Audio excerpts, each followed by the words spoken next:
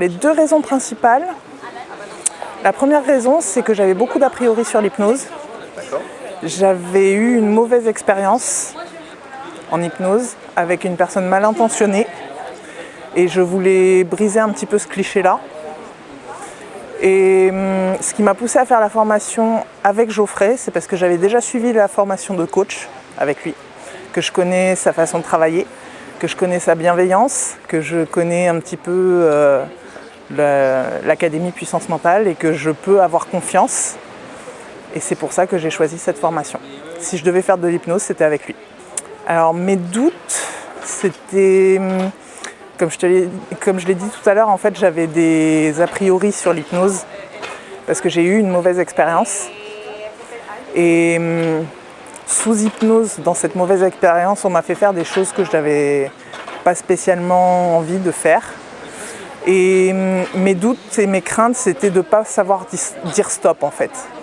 De me retrouver dans une situation très inconfortable, comme j'avais pu déjà l'être, avec la personne malveillante qui m'avait déjà hypnotisée.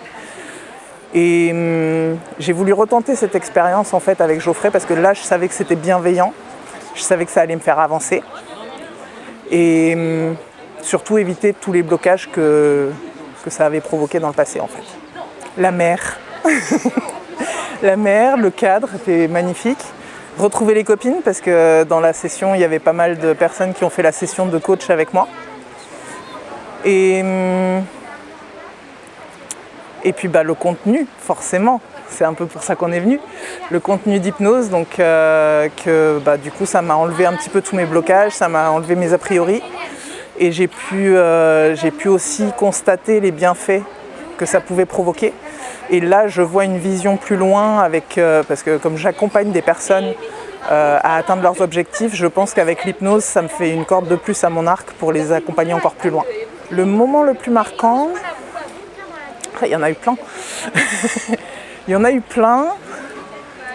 Je pense que le moment le plus marquant, ça ne peut pas se décrire, ça doit se vivre en fait. Et c'est pour ça que je dis qu'il y en a eu plein, parce qu'en fait, il n'y a pas eu un moment, c'est un tout. C'est un tout et il faut le vivre.